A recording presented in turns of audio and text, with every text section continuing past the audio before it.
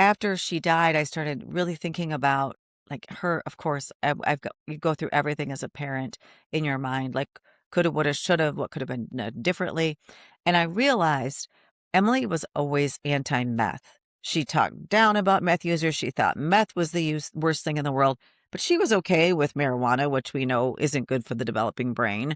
She was okay with taking a pill, which kids are very, very comfortable with today.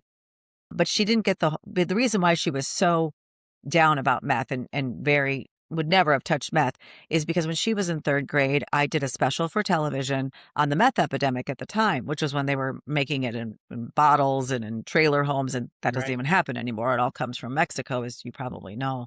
But I had done a special for television showing the before and after pictures of people who used meth and talking about people who lost their lives to meth overdose and how it had ruined families. And she was in 3rd grade when I did this special, and I had her watch it. And from that day on, she was anti-meth, thought meth was the worst thing out there. But she didn't get the whole story, even though I thought she had. She'd been the poster child for DARE. She read her essay in DARE.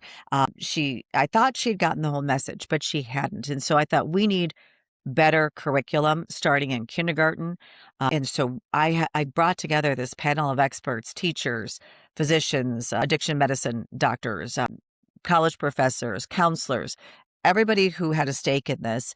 And we developed the Emily's Hope K through 12 substance use prevention curriculum, but we started with K through 5. And we have now been before 30,000 students in 6 states and 1 foreign country. We're growing, we're expanding statewide in my state. We're going to be expanding statewide in other states. We're working on that right now. But I really believe prevention is key. I think if we, in age appropriate ways, can bring children the correct lessons, teaching them about how their brains work, how their bodies work, what they can do to protect their bodies and their brains, what substance use disorder is, and the dangers and the illicit drug supply, telling them at a young age. If you try something, you get something from somebody who's not a trusted adult, you don't know what's in it. And here's what could be in it, and it can be deadly. And so we're doing that.